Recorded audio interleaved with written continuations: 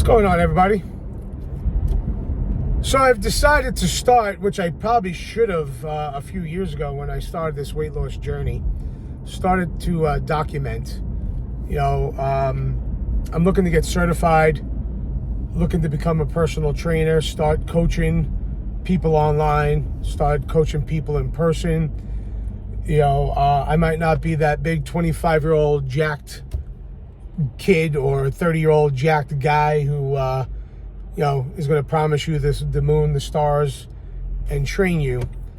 And obviously they probably all do know what it's like to build muscle and live that bodybuilding lifestyle. But I do think there's a market out there for the 40, 45, 50-year-old guy, like me, 51, I'll be 52 in January, that is proof in the pudding that it's not too late. When I started this journey at 49, I was 305 pounds. If you want to rewind to the early 2000s, I was 418 pounds. So you could say that this journey really kick-started like 2 years ago, but it really started about, 20 years ago, 25 years ago, at my heaviest of 418 pounds. Couldn't move. Just getting out of bed was a challenge. I pretty much said to myself, that's it. I'll never be skinny. I'll be fat my whole life. And I'm going to eat whatever I want to eat. And I kind of accepted it. Until one day, I couldn't even get out of bed. That's how much my legs hurt, my knees hurt. I couldn't function. So I lost a ton of weight throughout the years, going from 418 roughly down to like 350, 360. I lived there for a few years, plateaued, got a little more serious again, then went down to like 300, 280, back up to 300, 305. And over the last 2 years is when I really got serious, and now I went from like 305 down to, I fluctuate between 205 and 210 now. So over the last year or so, it's another 200 pounds gone. And, I really got into working out. You guys see some of the posts I make with the pictures, and, gym has just become part of my life. So I always say I have an addictive personality, and for years I was addicted to food, right? Whoever's Italian background, anything happens. Someone farts wrong, and you throw a party and serve trays and trays of food, right? That's what I was brought up. Not an excuse, but that's the way it was. So I really changed my life. I really changed my way of eating. I had to change everything, my mentality, to get into this healthy life. So I took that addiction for food, and now my addiction is working out.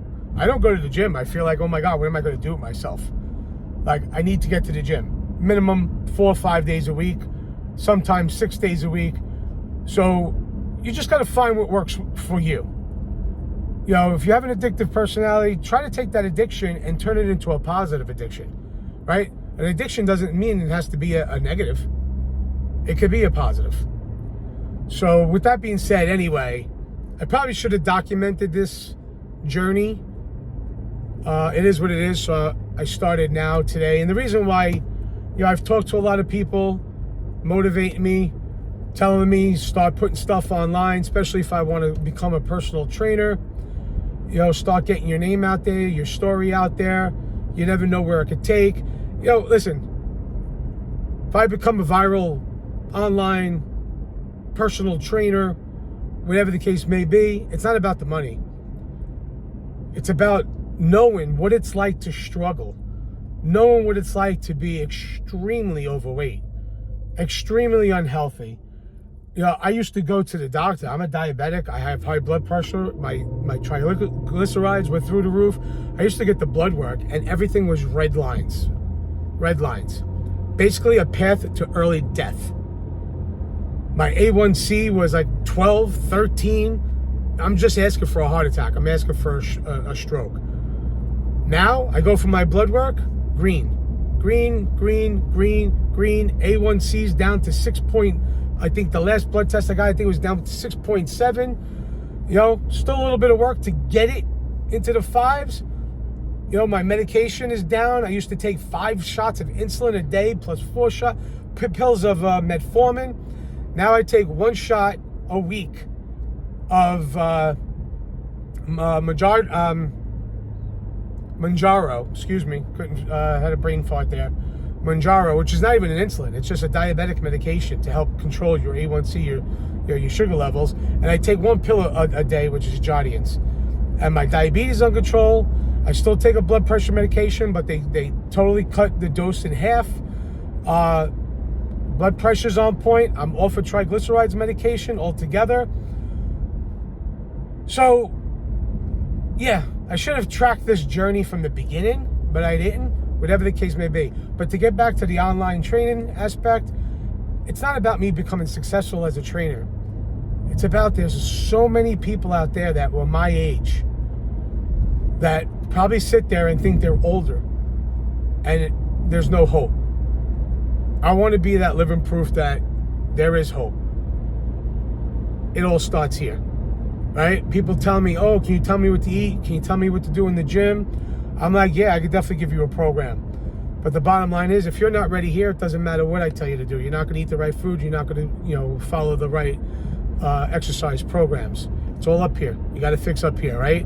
Everyone asks me about working out and eating, and I tell them, listen, you want to get in better shape, you want to get healthier, it's 80% mental, 20% nutrition, 20% your physical activity. That's that, in my opinion. I'm not saying there's any science based on that. I'm not saying there's any facts. I didn't read it in the book. That's my opinion. 80% of why I've lost 210 pounds, 200 and whatever, 10 plus pounds, is because I changed my mentality. I changed my way of thinking about food, about life. Everything used to revolve around food. I used to hear we were going to places, and right away I thought of a restaurant or a place to get a good sandwich, or now it doesn't matter. I eat the same things every day of my life, and I don't care. And people go, aren't you getting tired? No. You know why? Because I was tired of being 400 pounds. I was tired of being 300 pounds. I was tired to always being the fattest person in the room. That's what I was tired about. I eat chicken. I eat turkey. I eat red meat, rice, vegetables. I count my macros. Everything is, protein is accounted for. Carbs are accounted for. Veggies are accounted for. Fats are accounted for. And the way I do that, to make it easy, I eat the same things every day. And no, I don't get tired of it. Because I look at food now as fuel, not happiness. So I know I got a little bit off a tangent because I feel like I'm trying to document my whole journey in this quick little introduction video.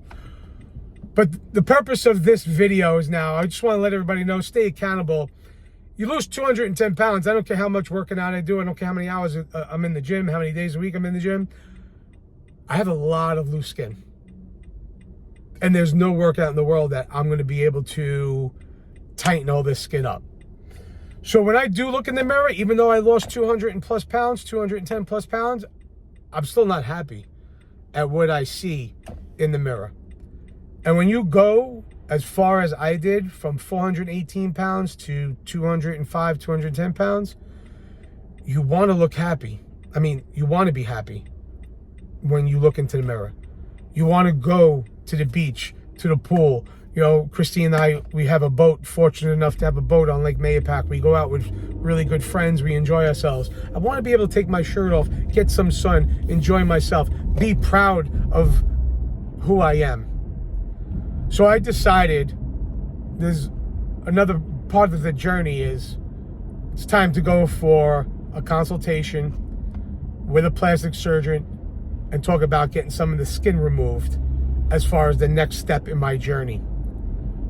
So January 8th is the earliest date I can get.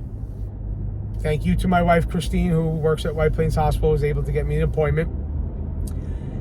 And yeah, I'm going to go talk to a plastic surgeon January 8th to see what are the steps, what's the procedure, what do I need to do, do I qualify, which I'm sure I do.